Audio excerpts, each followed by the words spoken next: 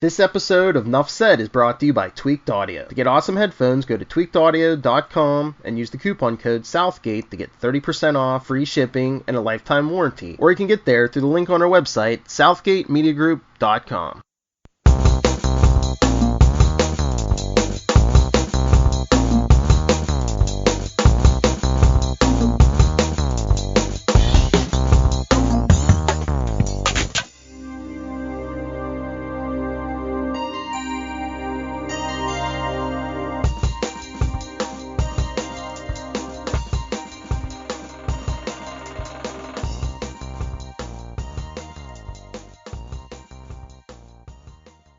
In a world of capes and lunatics, gods and monsters, there's a team who stands between the human race and oblivion. They are humans, inhumans, aliens, and robots. And all together they are the agents of S.H.I.E.L.D. Nuff said. All right, dear listeners, we have gotten to what is probably the most feelsiest of all the episodes this season. Season, perhaps some might argue, was filled with feels, but that's how the agents roll nowadays. We are talking about As I Have Always Been. Season 7, episode 9. 1 second. Yep. So, I think this is the first time this season that an episode has let you know that, hey, we're in the final season. This is a rough one to watch. But as far as it goes, it just feels interesting to me that that Coulson, being a human, gets to come back as much as he wants, and him being Necronomicon, Enoch has to sort of meet his final end with the knowledge that that's his final end. Interesting little difference there. Well, let's talk about that a bit, because and we'll get to that in a minute. But first, gotta do all the credits. Right. Sorry. No, my wife was calling in the middle of it. I was actually gonna pause so we could cut that, but then you gave some beautiful words, so we want to keep those. Yeah, I wasn't sure what was going on. As it might as well feel it was something. No problem. Okay. A time storm ravages the Zephyr, propelling it toward destruction, while simultaneously forcing Daisy and Coulson to relieve their failed attempts to save them. Director this week is the one, the only, the Elizabeth, quote-unquote, Simmons Henstridge herself. Did a great job directing, I have to say that. I don't think there's any doubt that she really showed her chops as a director this week. Especially being the kind of episode that it was. You had to go back and this and that, and everything had to be just right. There's a lot of things to juggle, a lot of things to make sure you're juggling properly. Yeah, and you know what? I gotta say, they always talk about bottle episodes in TV shows. This, I have to say, is one of the best bottle episodes I've ever seen. That's where you're in one location the whole time.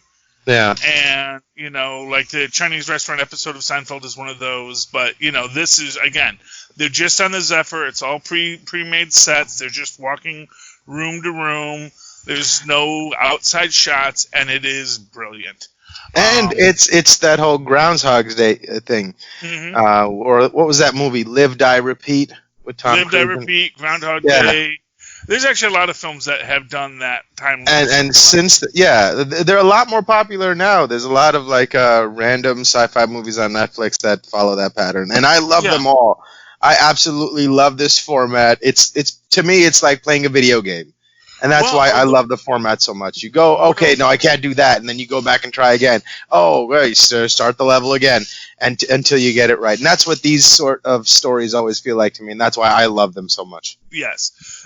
Although I will say this isn't quite that, and that's what's interesting about it. But getting to everyone else, of course, Stan Lee and Jack Kirby get our Based on Marvel Comics by credit. Joss Whedon, Jed Whedon, and Marissa Tancharian get our created bys. Drew Z. Greenberg gets our written by this week.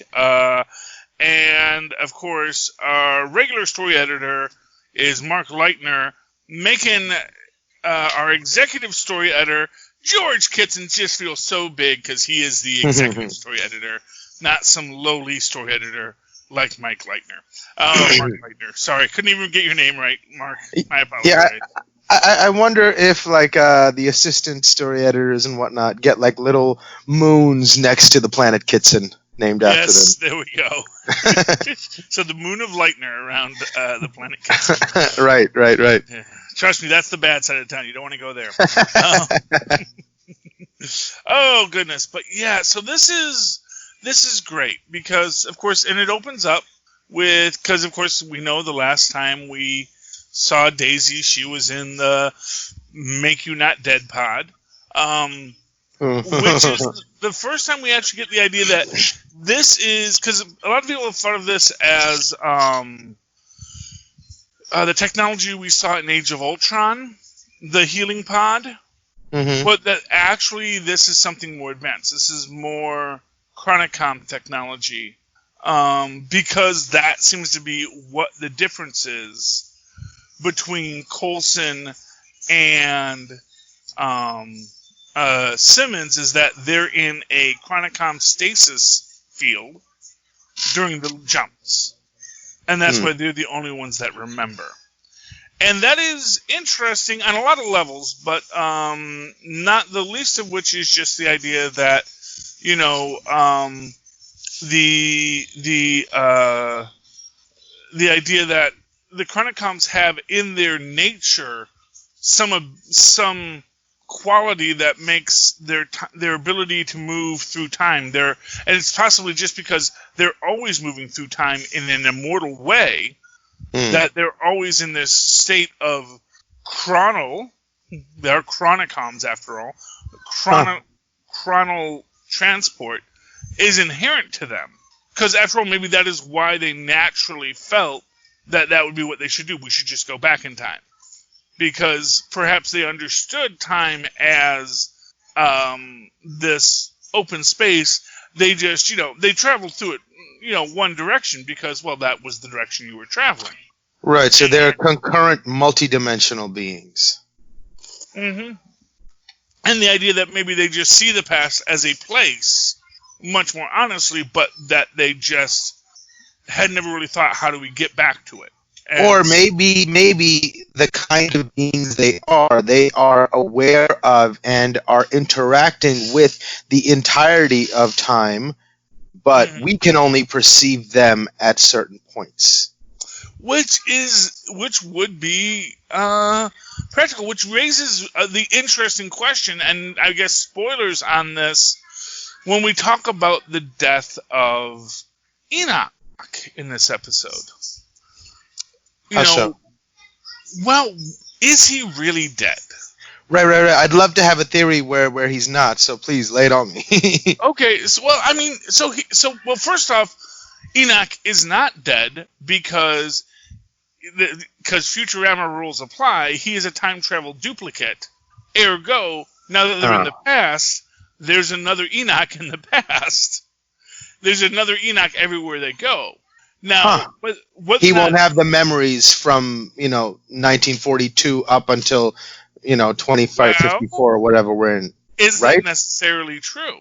Yeah, maybe his central processing unit is stored in the cloud or something, and these are just like satellite arms of whatever that is. So remember Endgame, when Gamora goes to the past, or not Gamora, but when Nebula goes to the past, and then there's another Nebula on her network that they could then access remotely. It's really possible that every time Enoch pops into a timeline, all of his memories from that timeline, from himself, goes into the Enoch in that next timeline. Because they're a shared Enoch timeline. Right. It is the same. Yeah, so right.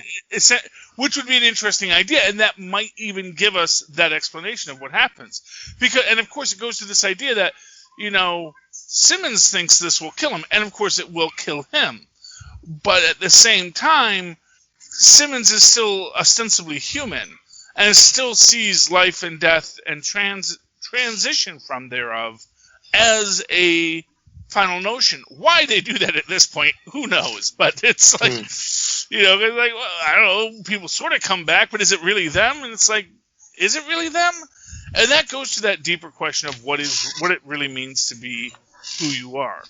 And, at the same time, when we look at Max Coulson, who really makes the point in this that, he is going to watch all of his friends die. And and that it's going to be different for him because he knows he can't die, which isn't necessarily true. He can go offline at any time. He could be smashed. So it's almost like he has to die all the time. It's not like he doesn't get to die. He gets to die all the time. Yes. Well, except that someone keeps on bringing him back. And now someone could make that choice not to bring him back. Right. But then it becomes tantamount to murder. Right. And then once you're in this state, once you're in the upload, to cease the data to be held in the upload essentially becomes murder. And it's also kind of torturous to leave someone in that space of just being code, because you can just leave them as code and wake them up 100 years later. Right, but would they perceive that time unless they had a mechanism by which to perceive it? Maybe that is the body, or that is, some sort of interface with the physical world. If you're still in there, maybe to them it would just be not even a split second. They would turn off and turn on, and they would just blink their eye and they'd be right back. Well, except how disconcerting would that be? If you Rip Van Winkled it, Right. If you just closed your eyes and suddenly it's 100 years later. And you realize that no one thought about you for 100 years. That's got to be problematic. So on every level, there's a lot of questions here.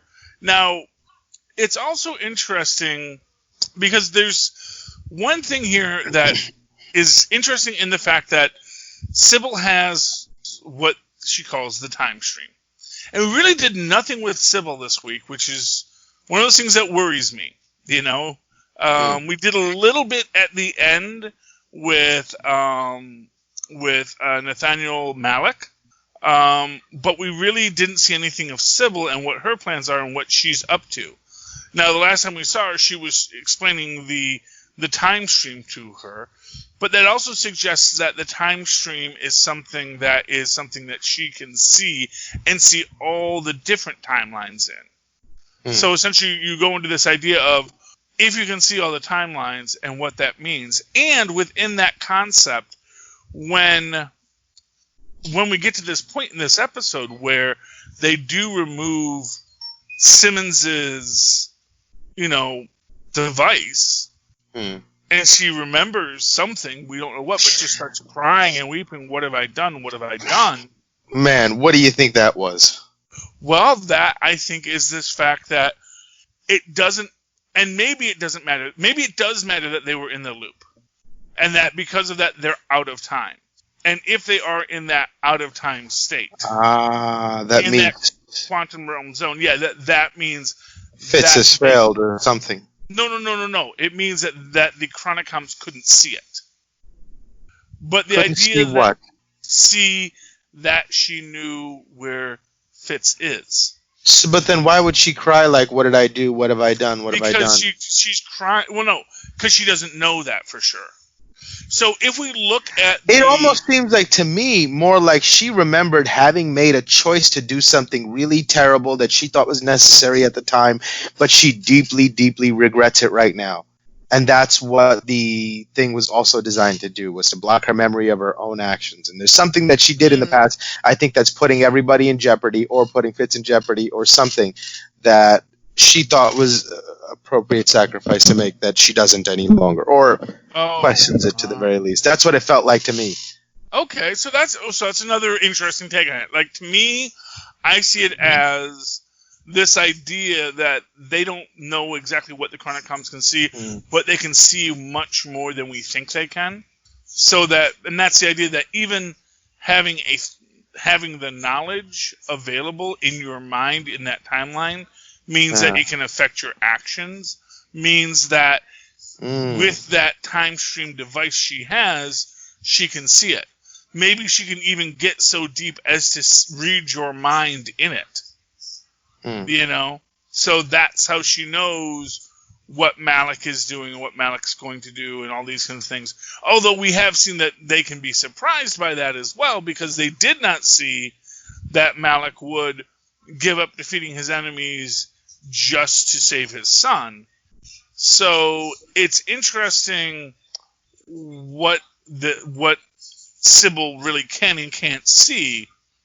So I have to assume it's not so granular as just the knowledge. I think it's probably having to do with calculating probabilities, and they have a strong sense for if they see how everything else is moving in that particular universe, they can predict with 97% accuracy that this is what will happen.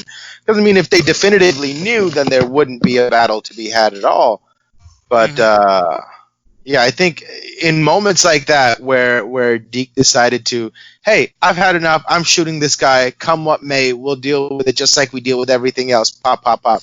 Good night, Mr. Malik. You know, those are things that take a tremendous force of will to move against the wave crashing towards you. Well, I guess I think actually it's an argument to be made that was a prediction that they could have seen. You know, it's sort of this idea They seemed surprised by it, though, and they seemed unprepared for it. Well, or to be more specific, the Chronicoms were unprepared for it. That doesn't mean Sybil wasn't. Which may be a whole other level of it, where Sybil sees things that her other Chronicom minions don't get to see. Right, and they lament that fact often. Yeah, and that could be a whole other level. Who knows? Maybe, crazy theory here, maybe Sybil wanted Phil to kill all the Chronicoms because she understood, they will eventually rebel against me. And I need people that are a little less smart that I can control, so let me control the humans. I like that theory a lot. Theory a lot. Because we don't see no Chronicoms anymore. She had her little Johnny 5 Chronicoms, but those all seemed to be just extensions of Sybil, not real Chronicoms. So when she sent out her Johnny 5 Chronicoms, I think that was just her making herself multiple bodies to do multiple things. Whereas right now, she is positioning the world for Sybil and to create the universe that is best for Sybil, which is arguably going to be a Hydra-built universe where she will eventually get her body back and then can enjoy it. Oh man, there's a lot of possibilities in where this all goes next, but it is interesting. Poor Yo-Yo stuck in the room all day. Yeah, they can't get her out fast enough. And I can't remember if they had her in the fight with Enoch or not. I'm trying to remember if they got her out for the fight with Enoch. I think she's in there, and she's among the pile of near dead bodies every time. Yeah. I gotta say this though, it doesn't strike. I don't understand why when you're sending someone to fight to kill a robot, they still had Coulson back with Daisy the whole time. I think because if he dies in this time loop, he comes back without all his memories. So those memories are the most important currency you have right now because you're trying to solve a problem and you need to see the permutations you've already tried. And I do think that is a possibility, but we do see that Phil and her do confront Enoch at least once. Yeah. So I love that they come to the realization is like, hey, he's a calculator. Let's talk to him logically. He'll see the reasoning, and that's exactly what they needed to do the whole time. I love it. Well, they had to do it once they knew what to do. That was the thing. They couldn't. Couldn't talk to him. So it's this, and it's again this weird time loop aspect of it, because they could carry the knowledge forward, or backwards, if you were, that this was a solution. They could present the solution without actually causing the thing that would cause him to kill them. So once he knows the answer, he's happy to go, oh yes, no, of course, that's the right idea. Yep, that would totally work. I've got the magic MacGuffin in my chest. Let me take it out, go jam it into slot B, and it will totally pixelate everything. And that is what they did. But it is interesting in the idea that, yeah, he does it, but then, of course, immediately afterwards, the reality of it starts to weigh in on him. And he starts to go like, oh, okay, this is weird. Yeah.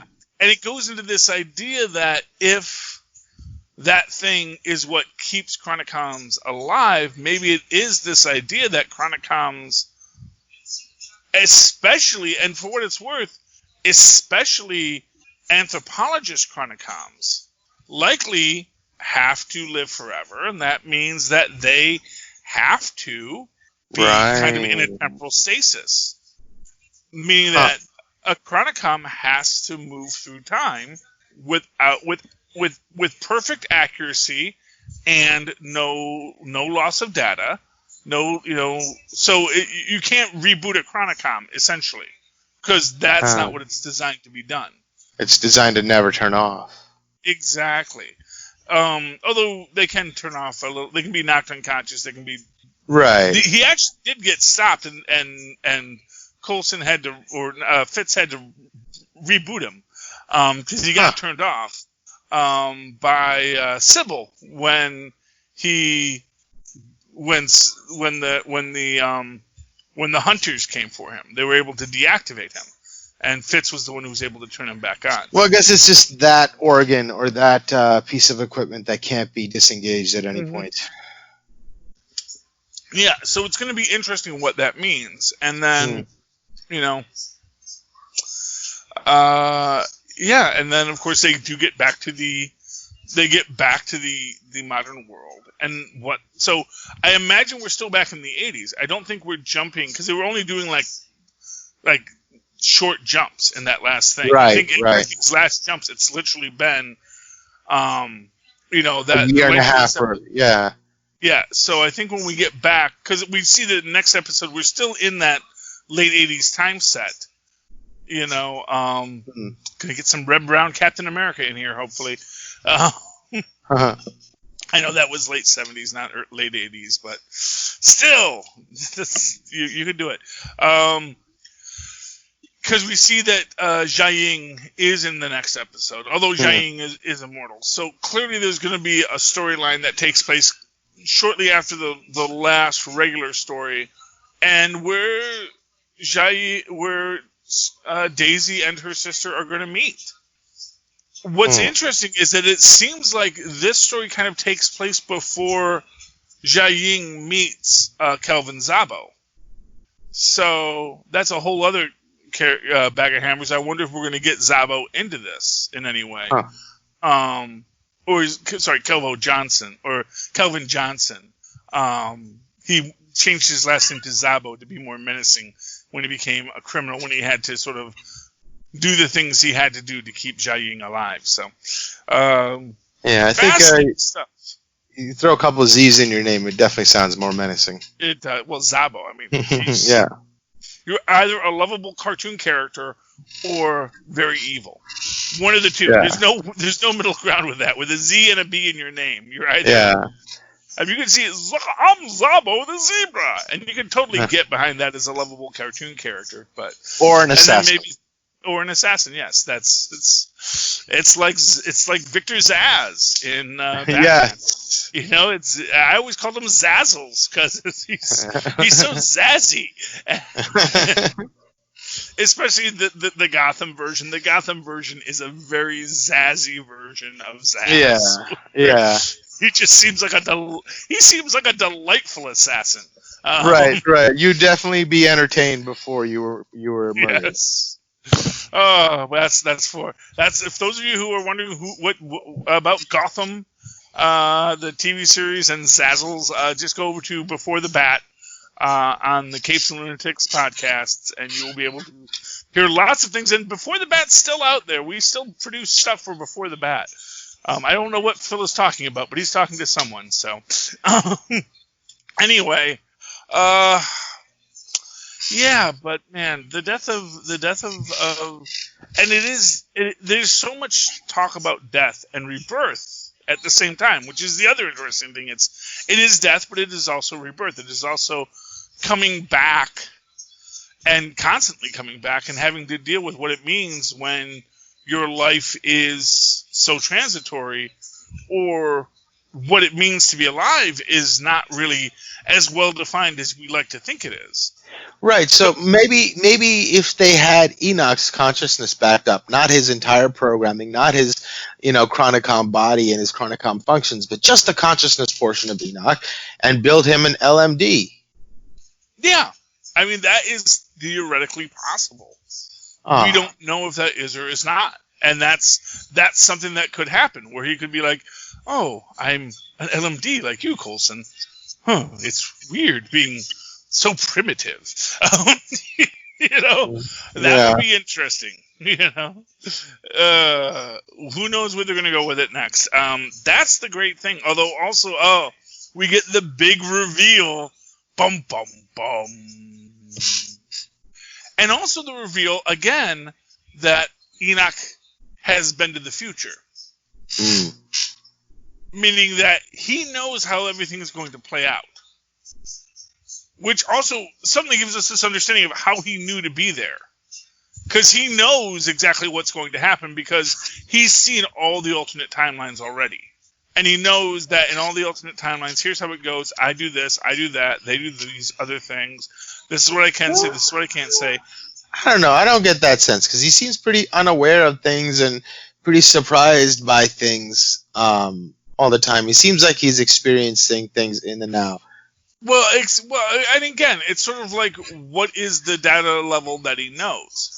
So he doesn't necessarily know what choices everyone makes, but he knows that at this time, all of the Agents of S.H.I.E.L.D. will, so, and also it may be also dependent on his own, and again, going to that little spinny clock thing in his belly, that apparently is the key to, that's his flux capacitor, because it's apparently the key to time travel. That is the thing that maybe allows him, and maybe he does have access to knowledge, or maybe, see, now that's an interesting idea. So as an anthropologist, as a chronicom, he has this thing that is operational within him that allows him to be in this temporal stasis. Let's argue. And, however, it also at the same time maybe gives him awareness of the time stream in a larger sense, so he can know when people are coming back. So, I mean, it's hard to say. Like when you get to that scene in the 70s when he just pulls up outside the club, yeah, they all run out, and he says, "Get in the car if you." If you want to survive. Yeah, it was. If you want to continue to exist. Yes. And it is such an interesting plot, It's an interesting thing that he just happens to be there. Now, it could just be, it's convenient, convenient plot point is convenient. But it also seems like maybe there's more in how the Chronicoms... Right, but if he saw this timeline happening, then he wouldn't be able to be fooled, and they would have never gotten the implant out of Simmons' head. But the fact that things surprise him and he didn't see something coming and he is able to be manipulated, right? Though again, it's because they're out of time, and so that's this idea that basically once he's in right a moment, now things are this is something he hasn't seen before. So as an example, when he pulls up in that moment, the Agents of S.H.I.E.L.D. could have said, no, let's turn around and do something else. Or, exactly. He might have seen this time stream as it was meant to happen one time, and now that they've gone through it 93 times, he's sort of just in the dark about what might happen as she is, because she's seen it 93 times more than probably he has. He's probably only aware of one instance of this happening. She's aware of 93. Because he is apparently not resetting. Right. So, and that's an interesting thing about him. But again, he wasn't in a stasis pod when it occurs. So if you look at it as this idea that you have, and I'm sure, well, actually, I don't know if Enoch even ever turns off. That's the thing. We don't know that Enoch powers down for cycles or does anything like that. Yeah. He just is always operational, which makes sense if you're an anthropologist and you have to observe everything going on the planet. And it goes into that idea that he knows everything that's going on the planet, but obviously an anthropologist could only be in like a 50 square mile radius in a given year to know everything going on in that. So, but if he's knowing Neanderthals and things like that and having personal interactions because he thinks those are particularly interesting, that's 90% of the planet he's not interviewing, but he still has to have knowledge of it for the anthropologists to be doing their job. So he has to have some level of cosmic awareness, like the Watcher, where he's seeing things beyond just what we're perceiving in that moment. And but along those lines, the fact that he can have programming he's unaware of, that may also tie back again to the idea of his, the thing that is able to block out memories for Simmons. I mean, it's sort of this interesting idea. It's entirely possible that they basically had to deconstruct and rebuild Enoch in order to get all this kind of time travel technology sorted out. So we may actually get to the future and find out that no, this is I am your Enoch as well. I am all Enochs. I am the Enoch of all. I am the primary Enoch, and I know every knowledge that any Enoch has ever had. So that's the thing, because when they get to the end of this, they're going to go to that, assumably that place beyond time. And I think that's what he refers to when this is your last mission, because obviously some people are going to want to go back and make lives for themselves elsewhere. They're going to want to have their Cap moment and just retire with their Peggy Carter, or go and fight crime in other ways. Yes, you can ask me a question when I'm done. But so what they're going to do so I don't think that the idea that this is the team's last mission necessarily means that this is the end of anything.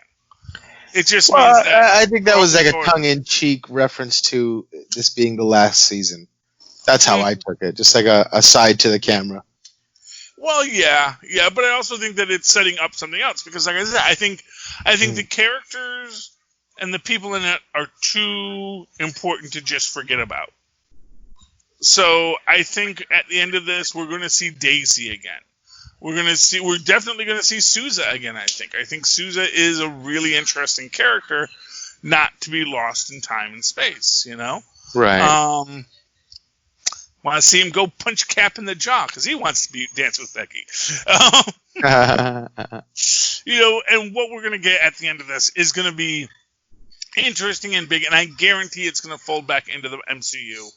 Probably dealing with Loki, which is again going to be a time travel and time variance authority centric plotline. Which, honestly, if they don't tie the time variance authority into Fitz and his gang jumping around time, then why even have a time variance authority? Yeah. Either these guys are part of it, or they are really a problem that should be being dealt with. So, but I love it, and it was a great episode. And I can't, it's sad. We were counting down these episodes, and this was episode 7, and how many more do we have left? I think only 6.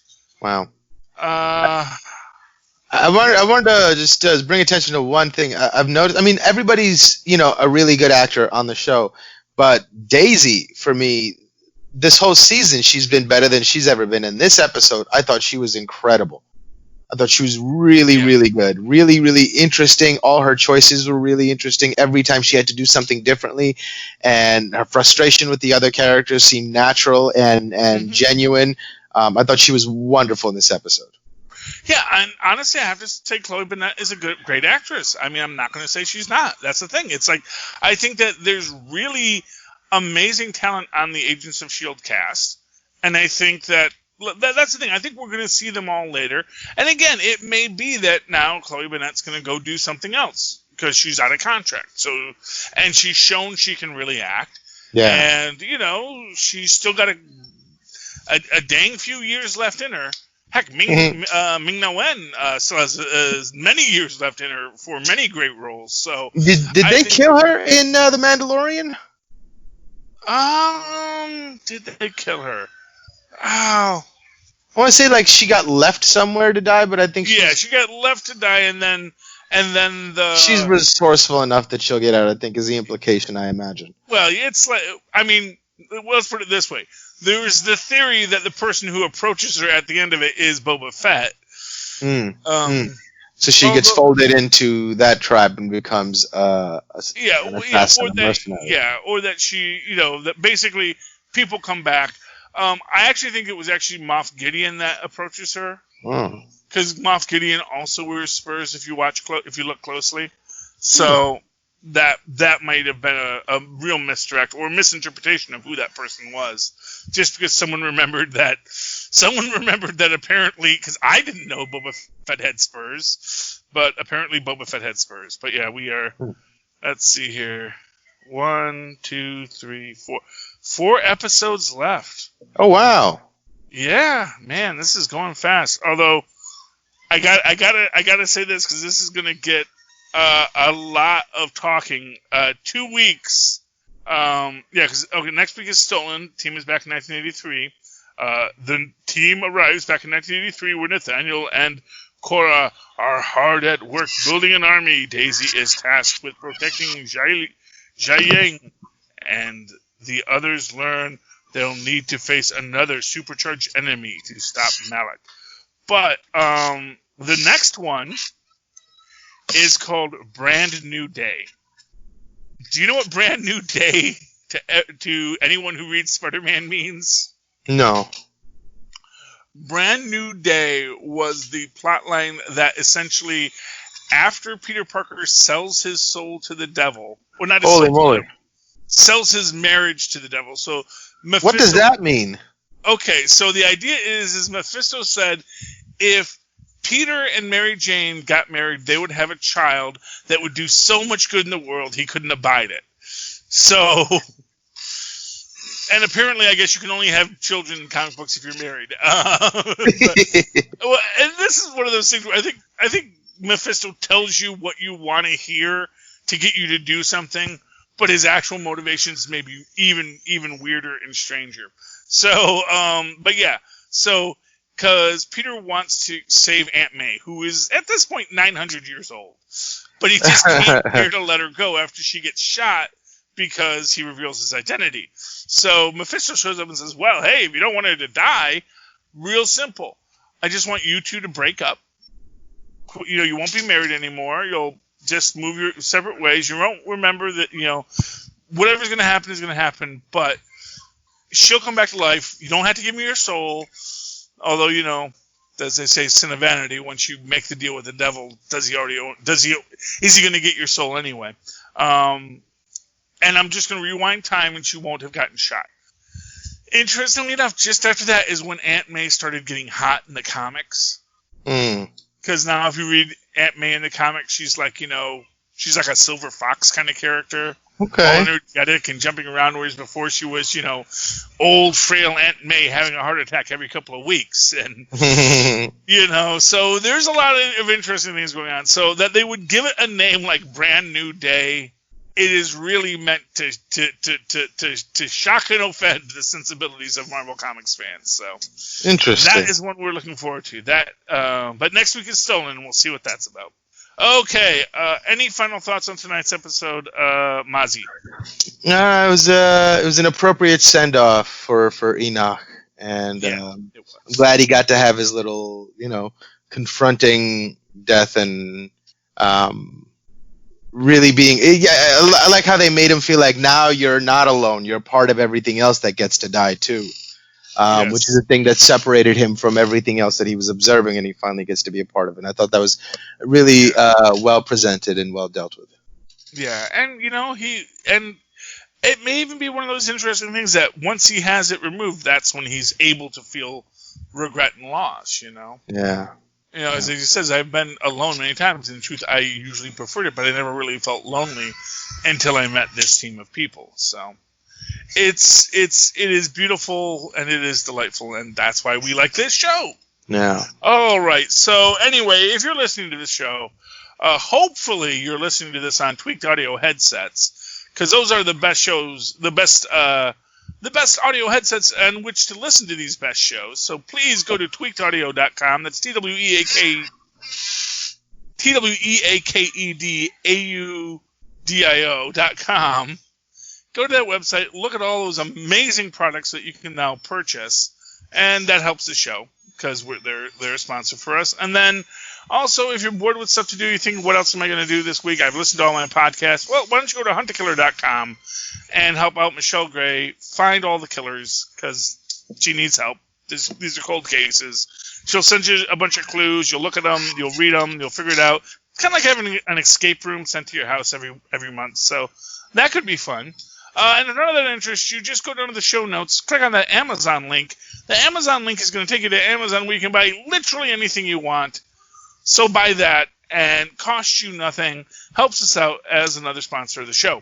And finally, while you're there, hey, check out Pod Life, the book that tells you about podcasting, written by members of the Southgate Media Group Network, telling their very personal tales of how podcasting changed their lives and saved their lives. So that could be fun. Anyway, in the meantime, ladies and gentlemen, if you would like to get in touch with Mozz, how can they do that, Mozz? Or they can email me at mozzmanzor@gmail.com, or find me on Facebook under Mozz Manzor. That's MOZZMANZOOR. And, of course, you can always write to me that old-fashioned email way, the way our Mozz and Pods once did, at superconnectivityblog@gmail.com. That's superconnectivityblog, all one word, at gmail.com. And, of course, follow me on the Twitter as I live tweet this final season. Only a few more episodes, people. At Charlie Esser, that's CHARLIESSER. Look for the two E's in the middle. For quality. Bing! Thank you, Mozz.